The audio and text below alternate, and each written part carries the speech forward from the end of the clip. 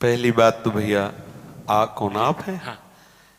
मतलब ये प्रश्न पर्सनल आपका है या किसी और के लिए? हाँ, क्योंकि हमारे यहाँ पर्सनल ही वार्ता होती, लोक व्यवहार की नहीं। इसमें कोई शर्माने की जरूरत नहीं। इसमें आपने लिखा व्यसन में डूब करके जो कुक्रिया करते हैं एवं उनसे होने वाली जो खराब परिस्थितियां वह कैसे ठीक हो।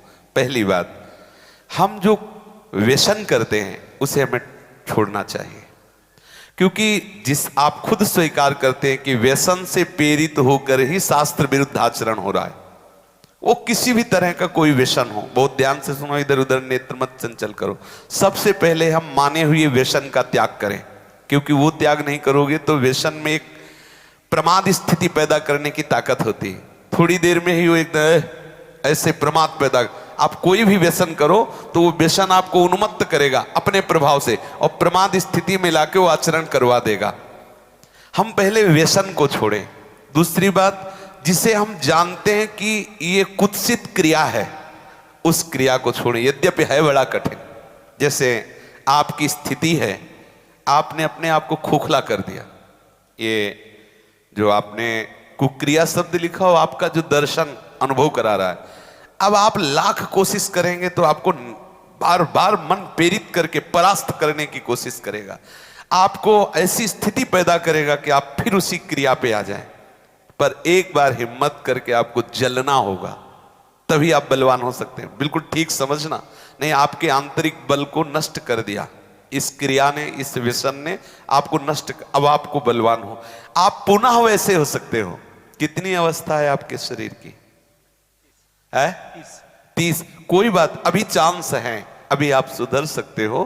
तो आप पहले क्या व्यसन करते हो? अच्छा चलो जो भी हो, तो आप उसे आज नियम लो कि मैं नहीं करूंगा, छोड़ सकते हो? ऑलरेडी छोड़ दिया। ऑलरेडी मतलब बराबर छोड़ दिया। कुक्रिया, कुत्सित क्रिया, हाँ हम समझ रहे, परसल आप उसे छोड़ रहे हैं आज कसम खा के। नहीं, महीना पूरा होने में जो वो प्रमत्त स्थिति आएगी, वो सारी कसम असम खूंटी में टंगवा देगा, क्योंकि वो एक ऐसी उन्मत्तता होती, प्रमाद स्थिति होती है। किन्हीं लोगों के हृदय में ये धारणाएं भर दी गई हैं कि कोई एक थैली है ब्रह्मचर्य की, और जब वो ओवर हो जाती है तो वो हट जाती है, ऐसा धारणा बैठा। ऐसा नहीं है। जिन लोगों को ऐसा लगता है कि ये ब्रह्मचर्य रहा ही नहीं जा सकता, जिन लोगों को ये भावना है कि ये नष्ट ही हो जाएगा, कह रहे कि जैसे अपने लोग कसम खा लें कि हम ऐसा नहीं करेंगे, तो 2 दिन 4 दिन का जो आपका अभ्यास है वो तो आप रोकेंगे, लेकिन जब वो महीना 15 दिन होगा तो आपके अंदर फिर प्रमाद स्थिति आएगी। अगर उस स्थिति में आप क्रिया ना करें, कुछ दिन सह जाएं, तो उसका कुछ दिन जो आपका अभ्यास रहा है वो आपको भ्रष्ट करता रहेगा स्वाभाविक बिना क्रिया। तो आपको घबराना नहीं है, आप धीरे धीरे क्रमशः ठीक हो जाएंगे। इस विषय पे चर्चा हो चुकी है, पर आप इसमें कुछ प्राणायाम आवश्यक है।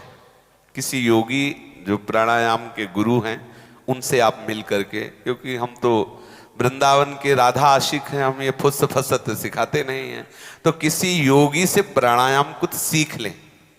और कुछ व्यायाम, देहाती व्यायाम, जैसे दंड बैठक, दौड़ लगाना आदि को, मतलब हमारी प्राण शक्ति को थोड़ा सा व्यायाम के द्वारा एक बल मिलता है। और कुछ आहार नियंत्रण, कि हम इधर उधर की वस्तुएं ना खाएं, वो उसमें पड़े हुए हैं वीडियो में कि ये चीज ना, जैसे ब्रह्मचर्य में सहायक सावधानियां, ब्रह्मचर्य में सहायक भोजन, वो उसमें उसको विस्तृत रूप से आप सुन लीजिए और उससे धारण। मुख्य बात है चिंतन बदलना, ये सब गौड़ बात है, मुख्य बात है चिंतन बदलना। यदि हमारा चिंतन विषय लोलुप बना रहा तो चाहे जितना सात्विक भोजन करो, चाहे जितना आप नहाओ धो पवित्र व्यायाम सब, लेकिन आप रोक नहीं सकते, क्योंकि चिंतन है। चिंतन बदलना अति आवश्यक है। उसके बदलने के लिए सत्संग, शास्त्र स्वाध्याय, नाम जप तीनों आवश्यक है। सत्संग और शास्त्र स्वाध्याय और नाम जप, भले गृहस्थी में हो 30 मिनट अगर हम शास्त्र स्वाध्याय कर लें, मानो श्री स्वामी राम सुखदास जी की टीका जो की हुई गीता है, वो अमृत है साधकों के लिए।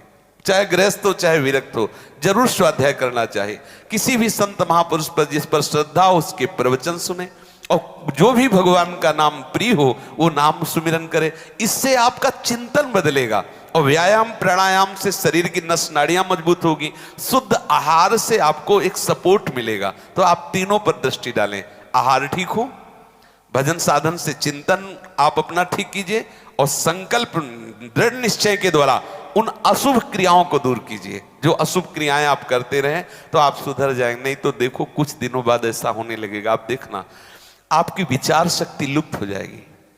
आपके अंदर बिना किसी कारण के शंका बनी रहेगी, भय बना रहेगा, घबराहट बनी रहेगी, हर व्यक्ति से बात करने में चिड़चिड़ापन आए, मतलब कितनी तरह की परेशानियां आ जाएंगी। देखो हमें किसी से लेना देना थोड़ी है, तुम हमारे आत्मा हो तो हम आपको सुख पहुंचाने के लिए कह रहे कि आप पुष्ट बनो, आप बलवान बनो, गृहस्थी भी बनो, तो स्वस्थ और सुखमय जीवन व्यतीत करो। अब देखो अभी आपकी अवस्था क्या, 30 वर्ष की अवस्था का जो मनुष्य शरीर है वो पूर्ण स्वस्थ हष्ट पुष्ट होना। देखो आप ऐसे लग रहे हो जैसे बहुत आप चिंताग्रस्त हो, आप बहुत परेशान हो। इससे हुआ क्या, आपने खिलवाड़ कर लिया, तो इसलिए बात है। अब सावधान हो जाइए। बोलिए अब क्या बात, जो आज सुना उससे जीवन में धारण करो, ठीक है। किसी आयुर्वेदिक वैद्य से मिलकर के अगर ज्यादा परिस्थिति खराब हो तो कोई औषधि ले लो। कोई आसपास आयुर्वेदिक वैद्य हो जिनसे आप सलाह करो, वो धातु पुष्टता की आपको औषधि दें। पर आप किसी भी तरह की चेष्टा ना करें कुछ दिन। अगर आप गृहस्थ भी हैं, आपकी पत्नी भी है, तो भी आप कुछ दिन संयम धारण करें जिससे आप परिपक्व हो जाएं, फिर जैसा प्रभु प्रेरणा करें। लेकिन इस समय जैसे हमारे हाथ में चोट लग जाए तो फिर कुछ दिन सेवा निवृत्त हो जाए, उसको पुष्ट कर लें, फिर सेवा। ऐसे ही गृहस्थ धर्म में भी यदि हम बहुत ब्रह्मचर्यहीन हो चुके हैं तो थोड़ा थोड़ा ब्रह्मचर्य का अभ्यास करके हम पुष्ट बने, तो फिर हम आगे गृहस्थ धर्म का निर्वाह कर सकते हैं। समझ रहे?